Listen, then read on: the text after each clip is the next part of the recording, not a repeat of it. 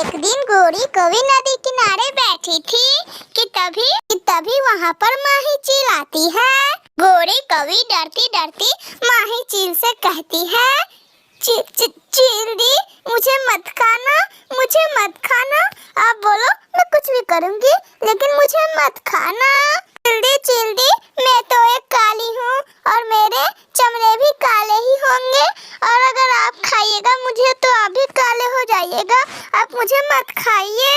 अरे हाँ, काली कवि, मैं तुम्हें कहाँ खा रही हूँ, मैं तो तुम्हें बस इतना बताने आई थी कि तुम्हें अगर सोने का हार चाहिए तो तुम मुझे रोज रोज नए नए पक्षी ला के दो, और मेरे गुफा के बाहर कोई भी पक्षी का नाम लेके मुझे आवाज लगाना, मैं तुरंत वहाँ पर आऊंगी और उस पक्षी को खा जाऊंगी। गोरी कवि इतना सुनकर वहाँ से उड़ती है। नीलो, क्या तुम्हें पता है आज टुनटुनी को तुम्हें कुछ देना था, इसीलिए वो तुम्हें पहाड़ों पे बहुत देर से ढूंढ रही है। वो पहाड़ पे इसलिए बैठी है कि नीलो कहीं भी जाए तो मुझे दिख जाए, वो तुम्हें ही ढूंढ रही थी। चलो तुम मेरे साथ चलो, मैं तुम्हें टुनटुनी से मिला दूंगी। चलो नीलो।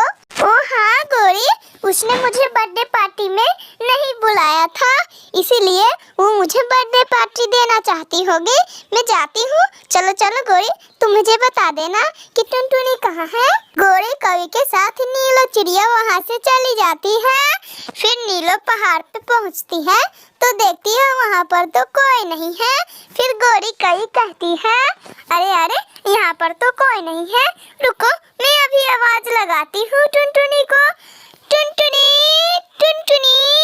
तुम कहाँ हो? आ जाओ, नीलो आई है। इतना सुनकर वहाँ पे तेजी से माही चील आती है और नीलो चिड़िया को पकड़ के खाने लगती है। ऐसे ही एक दिन गोरी कवि बंटी कबूतर को वहाँ पर फंसा के लाती है। सहेली कहाँ हो, आओ इधर। बंटी कबूतर माही चील को आते देख वहाँ से तेजी से भागता है और वो वहाँ से बहुत स्पीड में भाग ही जाता है। एक दिन गोरी कवि अपने जाल में मिट्ठू तोते को फंसा रही थी, तभी वहाँ पर बंटी कबूतर आता है। अरे मिट्ठू, ये कौवी बहुत चालाक है।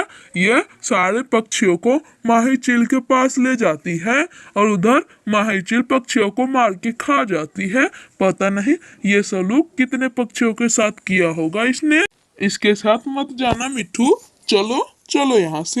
गोरी कवि बेचारी एक पेड़ पे बैठ के सोच रही थी, अब तो ये बंटी सारे जंगल में शोर कर दिया होगा कि गोरी के साथ मत जाना, गोरी के साथ मत जाना। मैं क्या करूं, मुझे समझ में नहीं आ रहा है। एक मिनट, मैं जाती हूँ, पहले ये हार देखती हूँ कि ये सोने का है कि नहीं। मैं पत्थर पे घसने जाती हूँ हार को। गोरी कवि हार को घसती है तो पता चलता है वो हार तो नकली है।